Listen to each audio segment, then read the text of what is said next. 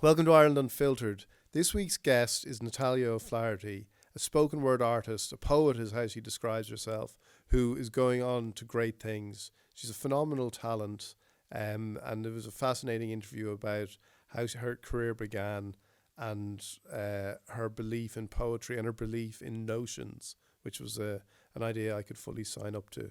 A man with notions himself, which is a good thing. Yeah, dressed up today. Patrick Hawley, producer of Ireland Unfiltered. You're here to tell us about the competition. I am, in very plain language. Unfortunately, I couldn't put together a poem. I'm actually relieved about that.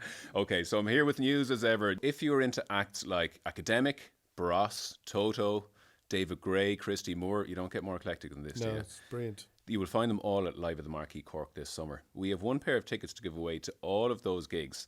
And I'm going to tell you how to do it in a few minutes, but it's all thanks to Carlsberg Unfiltered, new cloudy Pilsner. Like Ireland Unfiltered, the new lager is stripped back, less processed, with no filter for more natural taste. They are show sponsors. They are giving us one pair of tickets to all of these gigs. Stay tuned to find out how you can be in with a chance to win. Thanks, Patrick. Before we get to Natalya's interview, don't forget to subscribe to Ireland Unfiltered on all the usual platforms. And now here's this week's interview. Natalya, welcome to Ireland Unfiltered. Thank you. You're very busy. Very busy. Are you enjoying that? I'm having a great time being busy. Yeah, it's good. It's nice to be busy. Were you shy as a child? Oh God, yeah. Were you? Terribly shy, even to this day. My friends are always saying, how come you can't go up and order your own McDonald's or your own hamburger or chicken nuggets and you can perform in front of like X amount of people, thousands of people. But I was so shy when I was growing up. My dad particularly called me Mouse. Right. So that's kind of stemmed we're working on branding around a mouse and everything. Because I was just so into myself. Really, truly, like I was terrified of speaking to people. It's a bit ironic now. But has that... is that something that affects you when you're performing? No, never. It's a different world altogether when I'm performing. The second I get on stage, it feels like I'm meant to be there. From the first time I did it, which was an awful experience because I was terrible, but from the very first time, it was that little feeling that I was like, oh, this isn't too bad. I'm not afraid. I'm not frightened because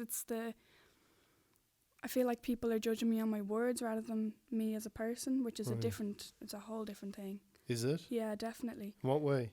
I feel like, because even if I do write very personally, and even if I write like particularly about myself, I feel like I can still step away from that. I can step away from my art in that way. Whereas if someone has judgments about me as a person, that's a different thing for me to deal with. I'm a lot better at it now. I'm not called Mouse half as much, but and it is the poetry and it's the performance aspects of writing and performing and being sort of in and out of the public eye for the last 2 or 3 years that has given me that kind of confidence in myself, which I'd never had before. Okay. But you had it always came when you got on stage. Yeah.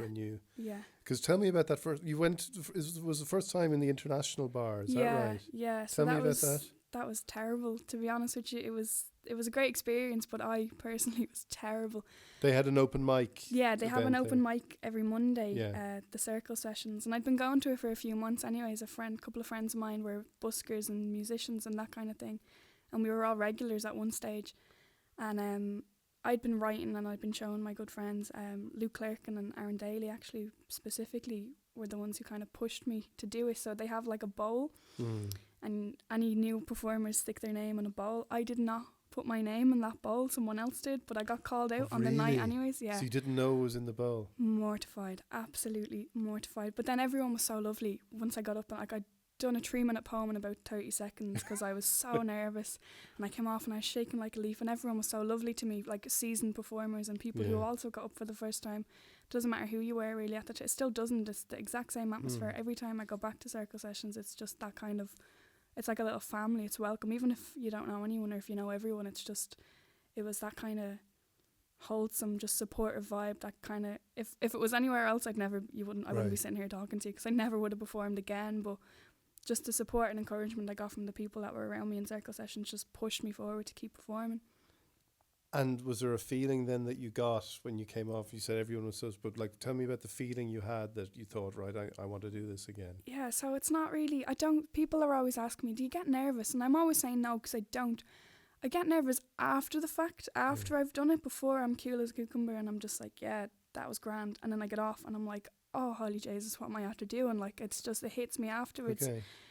And then after I'd done it the first time, you just get this mad buzz, and it wasn't being clapped for, and it wasn't people telling you were brilliant or anything. It was just the fact that something I wrote, everyone else had heard it, or and something I was feeling, or something I can't even remember the first poem I done, but it was the fact that it resonated with other people. They could have hated it or they could have liked it, but they listened to me, and it was just that buzz of people getting where I was coming from, or even disagreeing with me. It was mind blown. Like, it absolutely threw me for six. I was like, this is the stuff. Like, this is what you want from living, from experience in life. Like, it was brilliant. So when did you perform again after that time then? Well, I kind of became a regular, so like semi-regular in circle sessions. But then my first big gig, my first gig that I got paid for actually was I had done a workshop, also pushed forward by some people from circle sessions that with the Fringe Festival.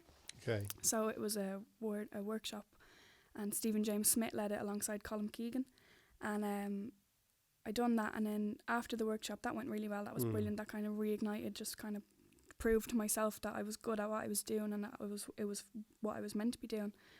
A couple of months later, Stephen James Smith got in contact with me, and he was like, yeah, blah blah blah, there's a gig for St. Patrick's Day. He's like, the fee is €250, and I was like, I'm not giving this man €250. I thought I had to pay him. Okay. I was like, no, this is ridiculous. Like, I can't. And he was like, no, like, you dope. Like, we pay you, we give you. And I was like, what? I didn't know that was ever an option. And that was Youngbloods in the National Concert Hall. Right. And that was the... And that was when you were 15, was it? I was just gone 16, That I was think. 2 years ago. Yeah, so that was absolutely...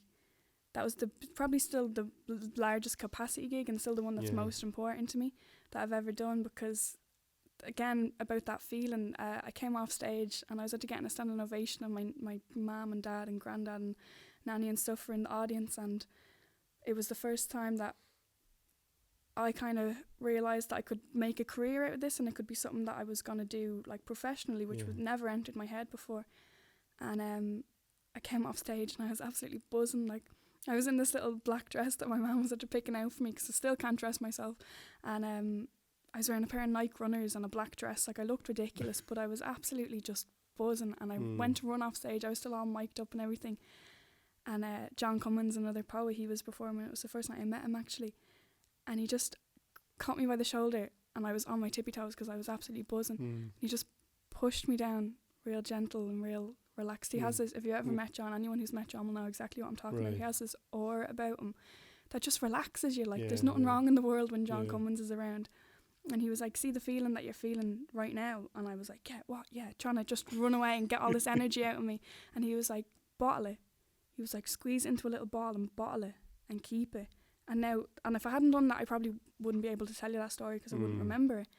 But anytime I need to now, anytime I'm feeling uninspired, if I feel like, oh, this probably isn't what I'm meant to be doing, or if I'm doing something wrong, I can actually physically recall the feeling. Like, if I think about it hard enough, I can feel, and like your toes curling, and you get that kind of like, as if people are standing up clapping for me again. Like, and if only for John, if not for John saying that to me, I probably wouldn't be able to get through some of my more difficult times when I'm having trouble writing or second guessing myself and stuff like that. And you're going to headline the Sugar Club next month then, Yeah, are you? I am. That's amazing. That's absolutely brilliant. Thanks to Musictown and to Word Up as well, my little Word Up family. Yeah. Annette and Phil Udell, they're my managers now, but I started out, that's where I met them actually, at that Youngbloods gig. Okay.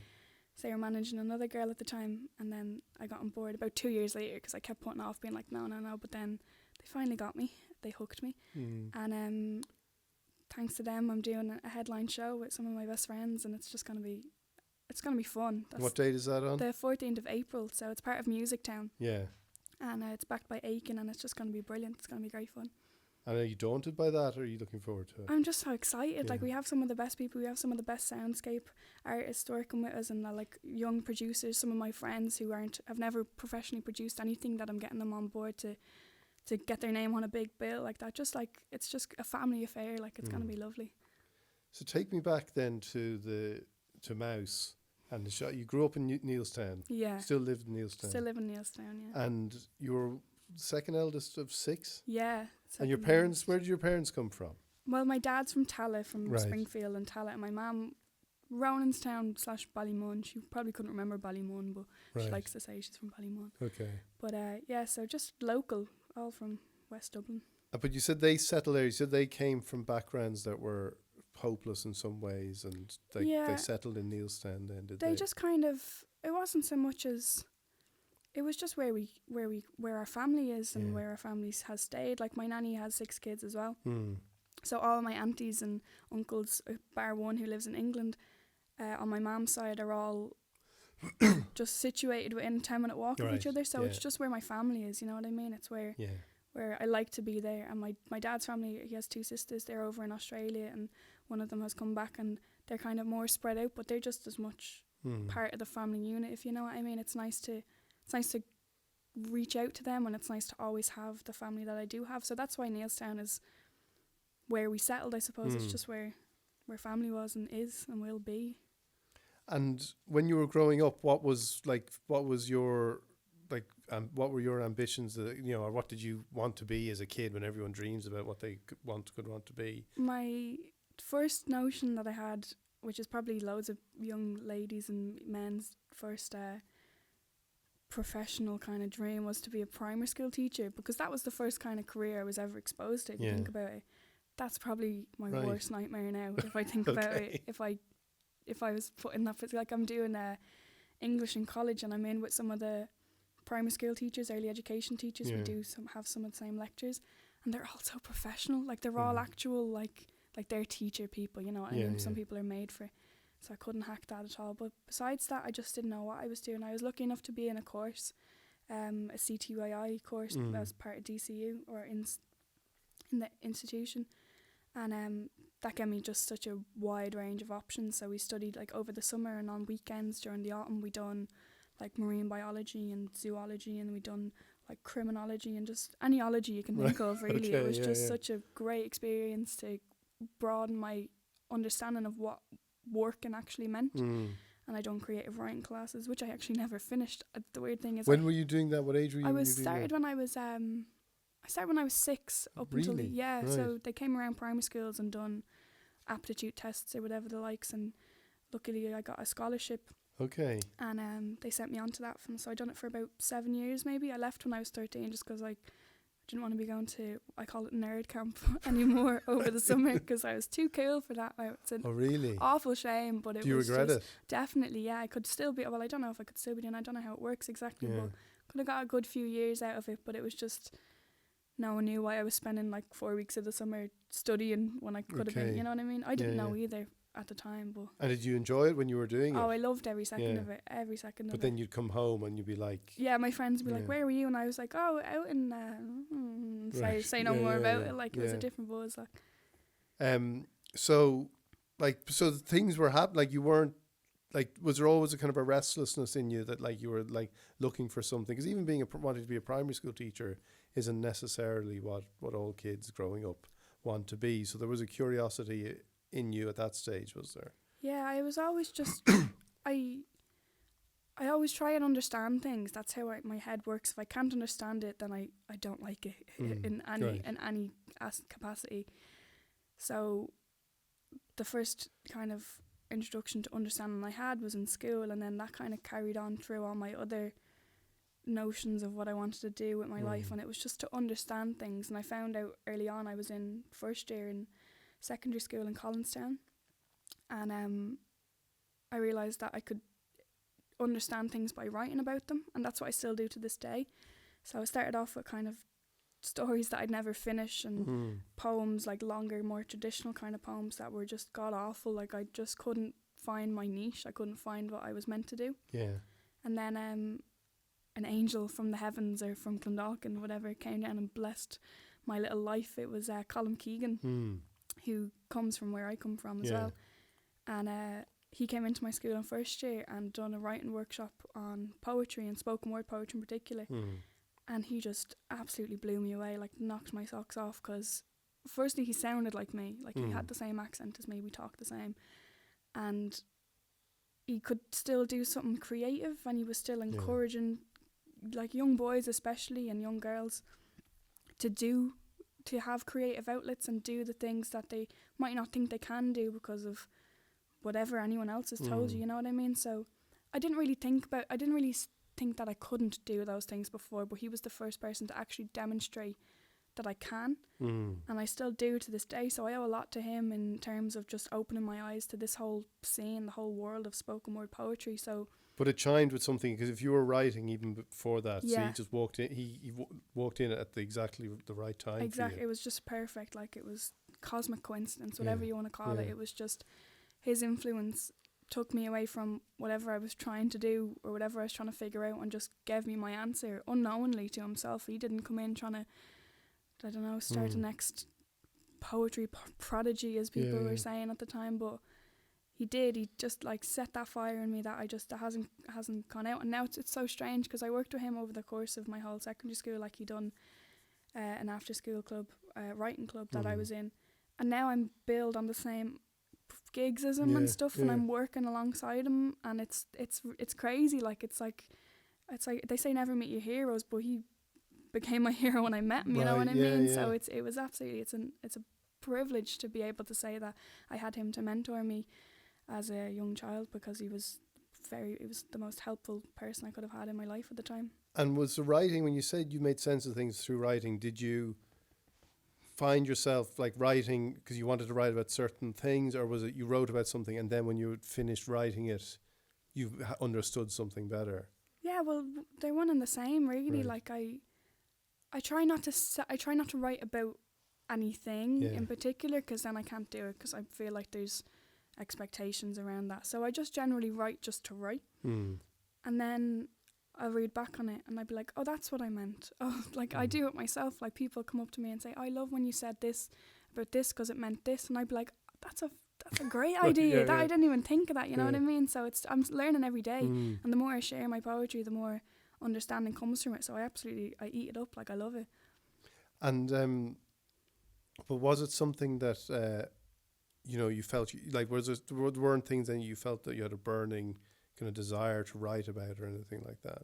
Mostly I still write about things that I see. So things that I see and things that I dislike and things that I love and that kind of stuff. So it was very personal, but then that kind of seeped out into more topical kind of political kind of things where as I grew older, because those became the things I was interested in.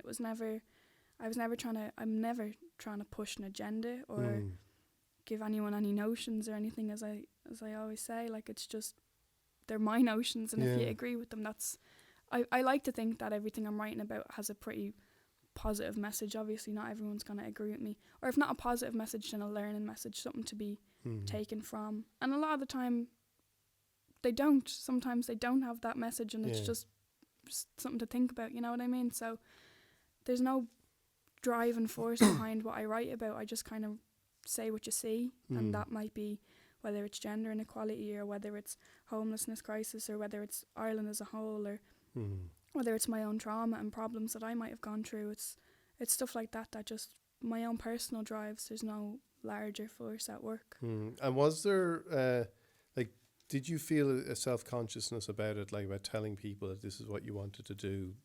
I suppose I never really came out as a poet, you know what I mean? Like, it was never, I never said that this is something I want to do. Even to this day, I don't think I've ever said the words, I want to be a poet. Yeah. Because it's just kind of who I am. It's not what I am, it's kind of who I am. It's just as much as part of me as it is a title, you know what I mean? So.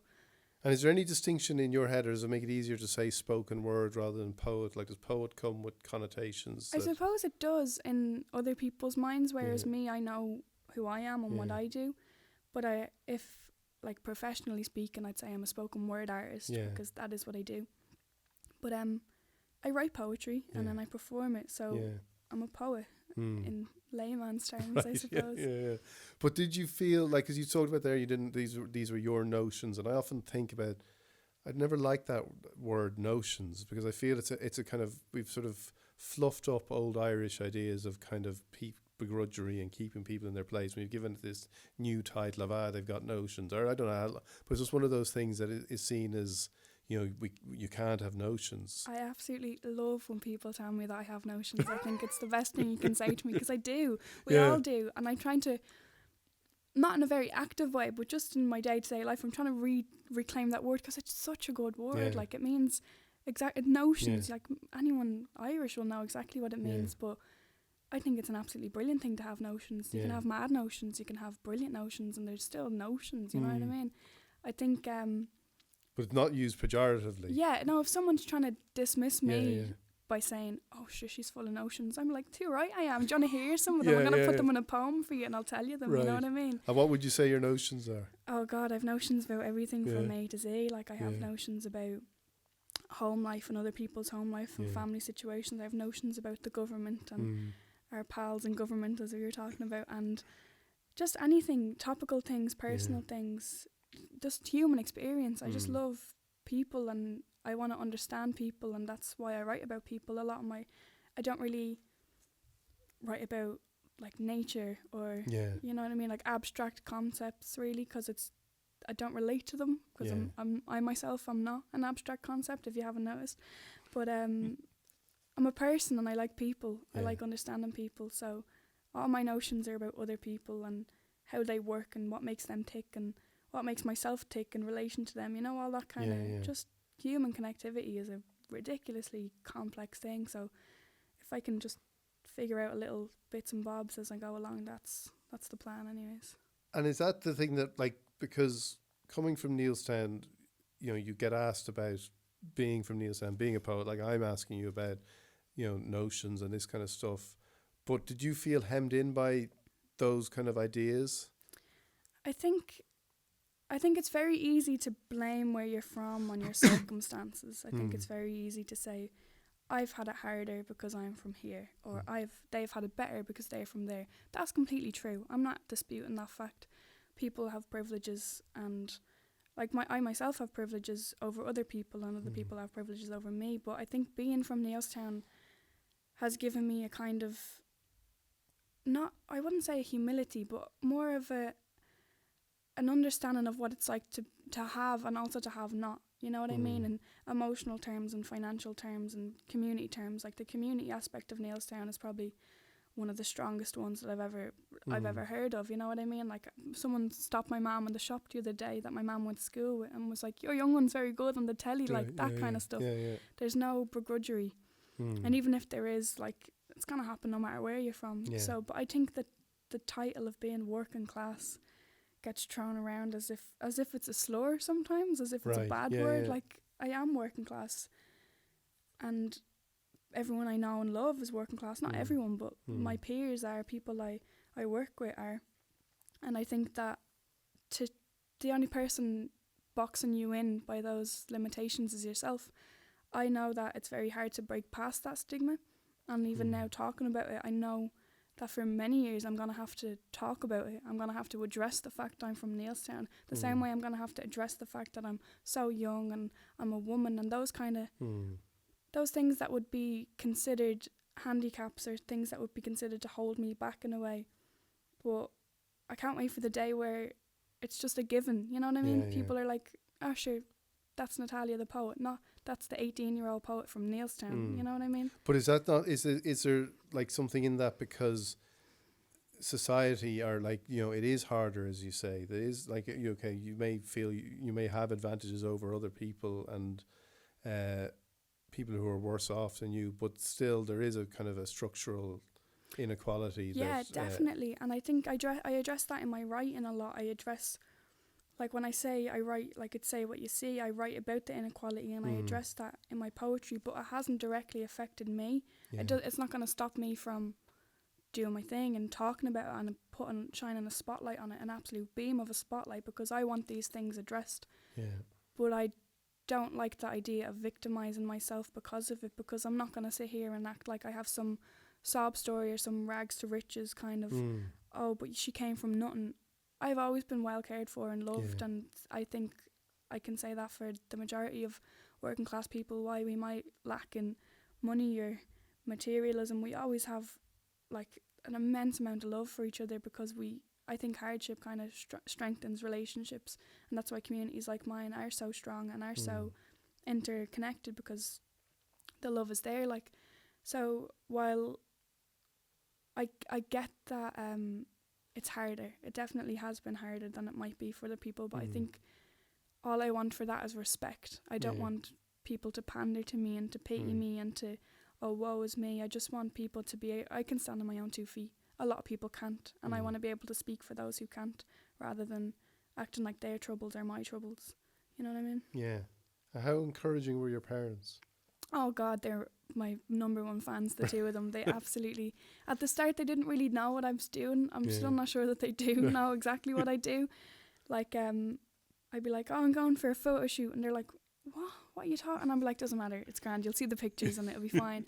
But they're just, they're brilliant. They're like, they come to my, I don't like bringing them to my gigs because it's just, I don't know, like, you don't want to bring your ma everywhere with you, you know what I mean, or your dad with you everywhere. So I bring them to the ones that are suitable, and a lot of them are kind of like based around hip hop, the hip hop scene and stuff. So I can't imagine my mom sitting there while Tebby Rex are playing, you know what I mean? Maybe she'd love them. I can't honestly say, but it's a different world. But they are so supportive. Everyone in my family is. My younger brothers and sisters absolutely love to see me on the telly and love talking about me. And my little sister Hallie, always talking about me in school, has me absolutely mortified to go back, because she's in St. Peter's, which was my primary school, so a lot of the same teachers are there. And they're obviously, I got texts and everything off my primary school teachers and stuff, which was unheard of. Like, and so everyone, the teachers you wanted to be. Yeah, exactly. It's people that I looked up to and absolutely idolised as a 6, 7, 8-year-old, texting me telling me that I'm doing them proud, and it's like mind blowing. So like, mum and dad are brilliant, absolutely brilliant. Same with my granddad, and my late granddad Sean, who was absolutely just pushed me the whole way. Like, there's a lot of love there in my family, especially. And talk to me about him, because he like, if you're tracing your talent or tracing, whatever it is that gave you this creativity and way of expressing yourself, like seems to have been a central part of it. Yeah, Grandad Sean. I'd see him every weekday after school, because we used to go to my nanny's and granddad's every day after primary school. This is from when I started primary school, every single day. And we'd all meet up, like the whole family would be there, and my granddad would just tell these stories, right, and absolute like nonsensical stories.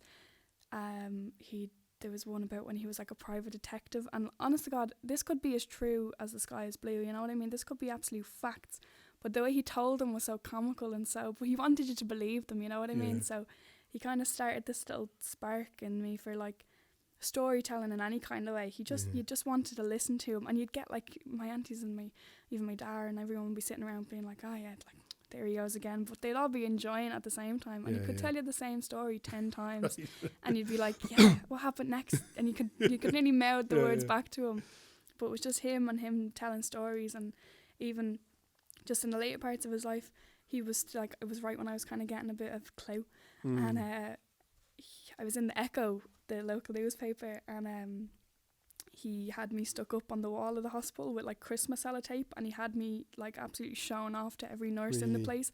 I could not go in to see him without being stopped by like 3. It was horrible. Like, I was going in to see my granddad, he's really not well, and they're like, oh, your granddad was telling me. I was like, oh Jesus Christ. So he was a big fan and a big inspiration all in one. So my granddad was bleeding deadly. That's amazing. And you still live at home? I do, yeah. With everyone's at home? Everyone's at home. And your parents separated when you were, what age was that? Oh Jesus, I couldn't tell you. Really? I have no idea. Right. It's just the way it is. So they're not like, all's good in the hood, you know what I mean? Everything's I wouldn't even notice, you know what I mean? Yeah. So that doesn't really impact my life at all, because we're still a family unit and we're still supportive of each other. We're all 100% there for each other, so you wouldn't really notice anything about that, you know what I mean? So they're good friends, they're good to each other, and they're good about each other, so there was no animosity there for as long as I can remember. So I forget now when people bring it up to me. I'm like, oh yeah, sure, but couldn't even tell you. It doesn't even come into my head. And when your grandfather passed away, you lost your cousin around the same time as well. My cousin Christopher, baby Gay. Baby Git. Yeah, that's what we all called him, because we have an uncle Christopher, and he's Gay, and then we have cousin Christopher, who's baby Gay. Yeah, he passed away about 2 weeks after my granddad, thereabouts. And oh God, it was a horrible time for the whole family. We were all absolutely reeling because my granddad was sick for a long time, so we knew granddad wasn't well. But then Chris's death was just absolutely like a shocker. Like, we weren't expecting it. I was staying in my friend's house the night it happened, the night everyone found out, and my mum was being really weird on the phone. She was like, will you come to your nanny's? Come to your nanny's, come to your nanny's. And I was like, alright, I have to go. So I walked from my friend's, which wasn't far, walked from my friend's to my nanny's house. I remember my cousin Ashley opened the front door to me, and she said, baby Git died. And I didn't know, that just, it did not compute, like, did not make any sense to me at all. I didn't know what was, the words she was saying weren't English to me, because it just did not sink in. And I took another step into the porch, and I said, what are you talking about? But my cousin was also pregnant at the time, and I thought it was something to do with the baby. So that was worry, first of all, about the baby, the actual baby. And then it became clear to me that it was my cousin Christopher. And when his family lived in England, so when they'd come over, he'd stay with me. And I remember he was he passed away over in England. He was at a friend's house party, and he was leaving that morning, and he was absolutely gassed. Like, he's just a gas ticket, as my nanny would say. Like, he's just brilliant. And he was leaving that morning, and because he'd be staying with me in my house with my family. Not that there wasn't enough of us, but he just shouted goodbye that morning. He was just like something like, right, I'm off. I see you when I see it, or something, and just went out and just slammed the door behind him. And I was fuming. I was like, he's had to wake me up. Like, I'm going to see him in 2 days anyways. But no, I didn't see him again. And that was just, the next few days are just kind of a blur. Like, they all kind of roll into one. And then,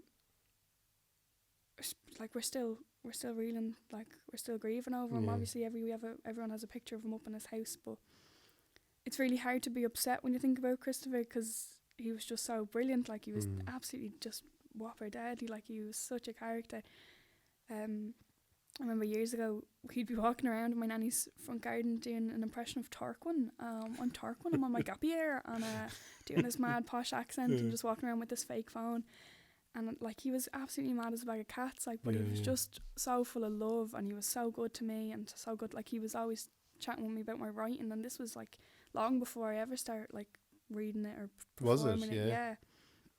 And so when he'd come visit, like, seldomly, but we chat about it. And then when he came back kind of more full time, I was always writing, and it was around the time of the National Concert. He was staying in my house at the time, and I came back, and him and my Auntie Schneider sitting in the sitting room, and they made me perform the poem that I'd done, because they didn't get to go see me. Right.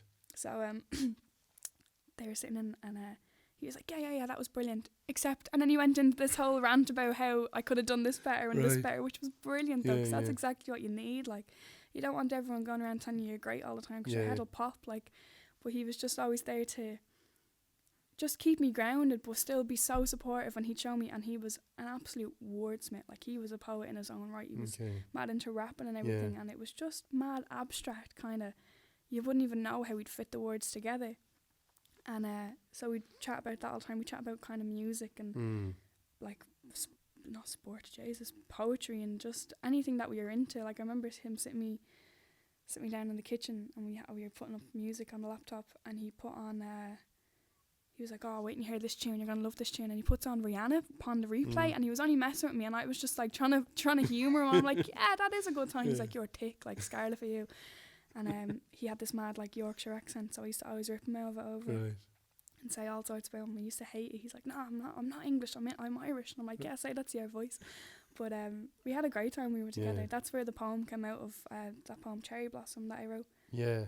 So Cherry Blossom is about Christopher, but it's not really about the time after his death. It was about him when he was alive, and what he meant to us when he was alive. And could you perform that here? Yeah, now? of course I could.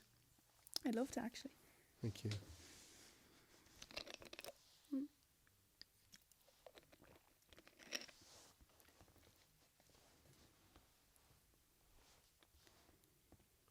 Your cheeks were cherry blossom pink, and your smile covered your face.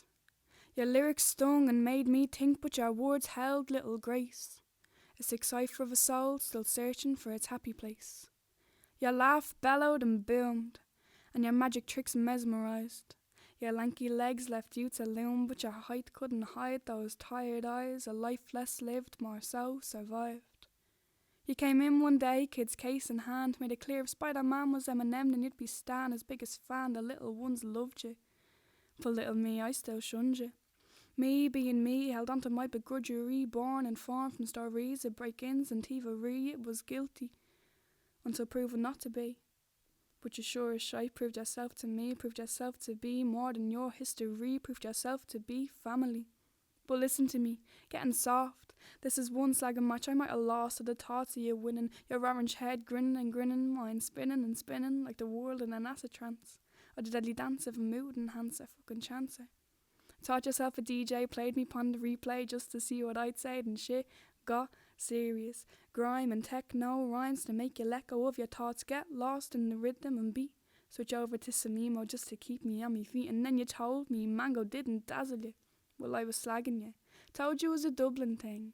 Couldn't relate 'cause you were loyal to a king and queen. You probably fiend, then you'd snap, head slap, tell me take it back 'cause you weren't no Brit. I roll fake spit, and with that same Yorkshire grit. You'd say, nah, I'm Irish, mate.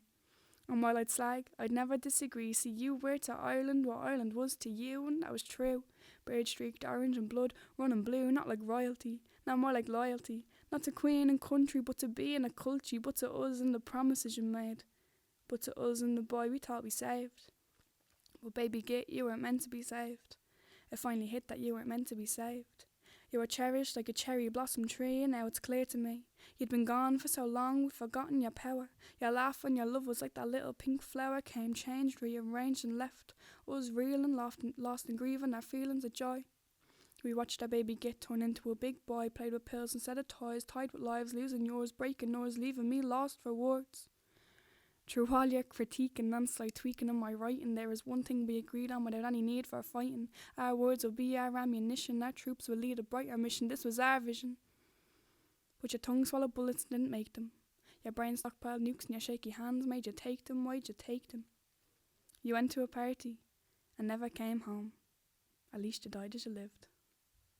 That's wonderful. Thank you. Where do you go to when you say that? Because your face transforms.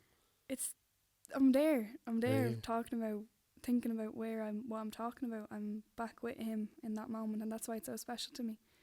Because everything I talk about, there's a very specific time or period or moment that we shared in that verse or rhyme, and everything we talk about in the poem is things we actually talked about. So it's like he's here with me, and I'm always, sometimes when I'm doing it on stage especially, I start talking to him as if he's listening to me. And I'd be like, yeah, you loved this, all the attention on you. Because he would. He genuinely would love the fact that, because he was always telling me, when you're going to write a poem about me? And I'd be like, yeah, fuck off. Like, never. Like, and then now that he has one, I'm sure he's absolutely delighted. Wherever he is, whatever he's doing, I'm sure he's absolutely flexing all over the great beyond about how he has a poem written by him that I perform everywhere. So that's where I go. I go back to the time I spent with him when he was around. And do you worry about losing those memories, or the memories fading? Because that's one of the things I found when people I've loved have died, that in a way the thing that you hate most is kind of getting over it, if you know what I mean. Yeah, no, definitely. And that's why I think writing that poem will never truly allow me to get over it, and it's a blessing and a curse, because I will always, like, just as vivid as the day I had the memories or the day I had the moments, the memories are there when I go back to that space. But it does leave a lot of room for grief and for the hurt that I have. And I was so angry with him. And then I often, like, when I'm on stage with him, when I'm on stage performing and I'm talking with him and I'm talking to him or about him, I start getting real irritated, because he would irritate me in real life. Oh God, he was so annoying. Like, he knew how to push people's buttons, but in a really funny way, funny when it's not you. And it kind of, having that, performing it so often, it doesn't kind of numb it, it doesn't dull it at all. It kind of brings it back in its entirety, and I feel it the same way I do every time I perform it. And people do point that out as well, that I seem like I'm transported when I do that, and I am, like, genuinely, I'm not in the room. Forgot where I was there for a second, and like I said, it's a blessing and a curse. It's lovely to be able to relive that, but it just opens me up for. It's like when you dream of somebody who's died. And you like it's lovely to have that dream with them, but then you're sobbing then for the next while. I've got to the stage where I don't cry every time I do it. Okay. So that's self-control in motion. But it does. It allows me to feel not only the happy times and the good times, but the sinking feeling in my stomach, and especially it brings me back to that day that I found out as well, all in one go. So I usually end on that one because. Right. And when did you write it? I wrote it, not long after he died actually, and I didn't show anyone for the longest time. Really? Where was it published? It was published in the District, the free magazine guide, the Guide to Dublin City by District Magazine, and I sent it on, and it was done with a lovely photo piece by Junior Press, and it was gorgeous, and I got that, and I showed it to my mum, and I was like, oh, here's a poem I wrote. She came into me sobbing, and then it kind of spread through the family in that kind of way, so they all heard it then, and then his mum and dad heard it eventually, and I done an RTE video. I done Represent with RTE too, and I done that video, and then it kind of just went a bit mad. Everyone was seeing it, and everyone knew the story then, and I was being asked about it, and it was just kind of like it was just so intense. But now it's kind of, I've settled into it, and everyone loves it. Everyone says it really captures who he was and what he was like. So I love that. That's probably my favourite poem that I've ever written, just because of how much it means to other people as well as myself. And how much it means to people you love. Exactly, yeah. And so last year then, your career then, you're smiling when I say career because it's people think to say very, but your career you went on the Late Late Show last year, and did that give it a kind of supercharge as well? Jesus, that was off the scale. Like that was mind blowing. I was really lucky to have had that opportunity. So the way I got on was because the lovely Tara Peterman, who worked for The Big Picture with RTE, they commissioned me to write a piece for a show they were doing. Yeah. And apparently they liked it so much that Tara thought that more people should hear it, so she sent it over to Tessa, a producer from The Late Late. And then that started the wheels rolling, and then I was on The Late Late like 2 weeks after I wrote this poem, so it was absolutely just whirlwind. But that got me a lot of like just really lovely feedback from women all over the country, because it was called Not Like the Other Girls. So, and it was about my own experiences as being a woman and that kind of thing, and being a girl. And it was lovely. It was it was a really wholesome moment in my career. Yeah. It was just nice to see that it resonated with people in so many ways. And I had such a hard time writing it. Did you? It was one of the worst poems I've ever Why? had to write, because not even to do with the pressure of knowing other people were going to see it, because I've written for other people before, but it was just the fact that there's so much you can say about being a woman, and that was the only information I'd gotten. It was like, oh, write a poem about being a woman in Ireland, and I was like, Jesus, sure, where do we go here? And they only wanted like a 2.5 minute piece. So they asked you to write this to go on the Late Late? No, they asked me to do it, to record it, which we did. We worked. Oh, okay. So we made a video for it, which was going to play at the end of this documentary. Oh, yeah, okay. A Woman's World. Right. On The Big Picture, and then I got passed over. So they had actually given me a guideline, which was, oh, can you write a poem for us just about this theme of being a woman? And I was like, Jesus, that's big. It's a big, broad subject. So I went kind of historical with it, and then I went kind of abstract. I got really weird with it, because my head was just fried trying to figure out. And then I just reeled it back into kind of what I do best, which is personal, and how I was. And like in the poem, it mentions that I was really kind of tomboyish, and I still am. Like, I'm sitting here wearing a skirt. I only started wearing skirts about a year ago, like for the first in my entire life. Like, so it's just kind of about how I thought unconsciously as well that as doing feminine things was stupid. It was like internalized misogyny. Like I believed what was said about women without knowing that I was going against myself, you know what I mean? I kind of only in the last few years, meeting all these wonderful other poet women and musicians and all these gorgeous women in my life, just kind of opened my eyes to the fact that you can be absolutely any kind of woman. And it sounds a bit cheesy, but it really is true, that you can be any kind of woman you want, and your validity is still there, you know what I mean? Like, there's a line in it, and it's like, my sensibilities don't my sensitivities don't represent my sensibilities, and that was the kind of the light bulb moment I had. Like, I can be soft as I want. Like, I cry all the time. Anyone who knows me know I cry all the time. And for a long time I thought that made me tick, or it made me like dozy, or whatever else you want to say about me. But it's only recently that I realised that, so what, like, I cry all the time. People should probably cry a lot more. They'd feel better for it. I definitely do. So it was just kind of, that poem was a kind of a little story about and to myself, about explaining myself, and explaining how I realised that it's absolutely grand to just do what you want, you know what I mean? Trust women. That's the whole message. Like, it's an amazing story you tell of yourself, and this sense of, as you said, this internalized misogyny. And is that something you did feel like that you were kind of like, I can't do these things, I don't want to be like a woman? Yeah, it was it was a weird kind of middle ground, because I wanted to be like the girls that I was hanging around with in primary school. There was only like 7 of us in the class in primary school, so it was very like, there'd always be a group of 4 and a group of 3, and people would interchange all the time, and I was always trying to figure out what I could do to be on the better group, and that was generally be more feminine. But then at the same time I was like, I shouldn't have to pretend to be something I'm not. But then I kind of had this mad, like, I've never thought I'm better than anyone. I've never thought myself above anyone, but I did feel like I would be respected more, and I would be taken more seriously if I didn't kind of get involved in this kind of girly stuff, you know what I mean? And I genuinely enjoyed everything I did as a child. Like, I was never doing anything to impress lads or to impress girls or to impress anyone. I was very much my own person, and that was thanks to my mom's advice, who always like championed me to be myself. And I was, but I didn't, it was my reaction towards femininity and my reaction towards masculinity that I kind of took a step back only like I said recently, and realised that that's pretty toxic, you know what I mean? That's unhealthy. And I'd call myself a feminist. I've always called myself feminist, but I didn't realise that me so desperately not wanting to be considered feminine and girly was just me taking in what like quote unquote the patriarchy wanted me to say. And it was absolutely open. I felt like my third eye was opened when I figured out that, Jesus, just let women do what they want, you know? And it's as easy as that. Like, it really is.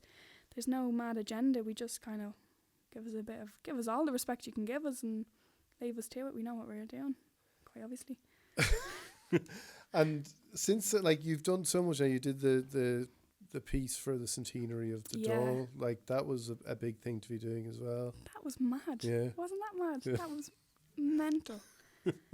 That was like, I don't even know how to put that into words. Like, Michael D. Higgins is standing behind me, or sitting behind me in this mad throne looking thing, and I'm just in this mad like green dress and wearing like old lady high heels because I couldn't walk on this carpet in higher heels and all this kind of. Yeah, and what were you reading there? I was reading the I was reading something official. The document. The name's gone from my head. We declaring the name of the Irish book. I can still remember it. And it was just, it was a weird one, because I had like Leo Varadkar on this side and Marilyn MacDonald down the end, and all these like heads, like all these actual political figures, and the whole room was just filled with like these political people, and it was ridiculous. It was crazy that I was just standing there, and I was more or less giving out to them, you know what I mean? Like the text itself was very grand, like it was quite subdued, but then I felt in a way that the things I was saying in it, like there was talking about how like the right of the children, the child to homelessness, like everyone should, like the children should have education, food and a home, and I was like, that's not the case in this Ireland. And there was things about like we should have ownership of the land when we're after selling off half, you know, it's just little things like that didn't match up with the picture of Ireland we have today. And this was 100 years ago we were looking for this, you know what I mean? So I felt like not so much it was my duty, but it was my own personal will to just be annoyed about it. Like, you promised us this 100 years ago, and this is what people fought for 100 years ago, and we're still, I know like Rome wasn't built in a day, but I'm sure 100 years is enough time to get something done, some of that done, any of it at all. But so it was more, and I love Ireland. Like, I'm very patriotic in the sense that I love Ireland, but I'm not blindly patriotic. I understand we have a lot to do, and I'm trying to do it in my own little way by talking about things and examining things under a microscope sometimes. But that was a really good experience, mostly because it was like look at me, I'm doing this in front of all these really cool people, and the world as well, Ireland is watching, and it was a great honour and a privilege, but at the same time it was nice to be able to emphasise the parts that I wanted to emphasise. And the people that I was working with were absolutely brilliant. They just let me have free reign, and they were like, we know what you want to do, and it would be more than okay if you did what you wanted to do. So I was like, brilliant, and I was really allowed that freedom to just express myself in front of these people who have the ability to make changes. And I hope some of them listened to what I was saying in one way, shape or form. I hope it stuck. Well, it's brilliant, and people can check it out Yeah. online. Like, it's a brilliant performance, and Thank you. and I think it is important that you have that sense that you're going to say something in those situations. Otherwise, Yeah, like, it's very easy to become like a puppet on a string, Yeah. and especially anything to do with, because you don't want to have a negative. You don't want to put out a negative. You don't want to you want to put your best foot forward all the Yeah. time. But you also want to support what you believe in, and you want to champion what you believe in, which I like to think that I always do. I'll never do a gig for a corporation that I don't agree with, or I'll never support someone that I don't agree with. You know what I mean? It's my own beliefs behind all this, but I try to separate my art from the politics of it, because it's very easy to get sucked up and just taken for granted, and like I said, turned into a little spokesperson for a particular party or a particular agenda or group. And I try to steer clear of that, while also maintaining very strongly the things I genuinely believe in. And now, how do you find, like, I'm not going to use career again because you laugh at me, but when you're writing and when your poetry, like, is it now, like, you're doing so much, if so much going on, is it more difficult to write the way you want to write? Yeah, it's just, my head is so full all the time, and that's usually a good thing for when you're writing. You'd be sick if you're sitting there and there's nothing coming out. But now it's like everything's trying to get through the door at once, and nothing's fitting through. Yeah. So it's like, it's a mad experience that I'm having right now. I'm on an absolute upward spiral. Like, everything is just getting better and better, and I'm absolutely blessed to be in the company I'm with, and be under the management I'm with, and have the supports I do. But when it comes down to just me and my art, the relationship has changed. We're different to each other now, and it's not a bad different. It's quite enjoyable to go back and just write purely for myself, but I don't have the time, first and foremost. Right. And not that I don't have the inspiration, but there's definitely things I have, like, in my notes in my phone. It's just one word sentences that are absolute gibberish to anyone who's not myself, about, like, the man on the bus, and I'll know exactly what I'm talking about, and I'll write a poem about that in my own time. So the creativity is still there, and it's flowing, and I'm really enjoying all the busy bits of my life. So everything I am doing I'm enjoying 100%, but it's a different relationship now when I was just sitting at home in my bedroom writing for myself. Right. Does it need to be more structured now? Yeah, well, not so much the writing, because I can write anywhere, anytime. Yeah. But especially with my show coming up in April and everything, I have my set list for that I'm doing, so I know which poems, which is weird. Like, I have a poetry set list. How mad is that? That's crazy. What am I even doing? But I have a set list for that, so we're working on perfecting them and getting all the, the technical little bits for that. So once April comes and goes, which I'm really, really looking forward to, I have loads of really cool stuff coming up afterwards as well. I think I'll be able to just relax, and I'm in college as well. I'm in college full time, so it's a mix of both. You know what I mean? So I had to do an essay on the way here just to finish it and send it in, because it was due at 5:00. You know what I mean? Right. So Okay. just little things like that. So I do write as much as I can, just not half as often as I used to.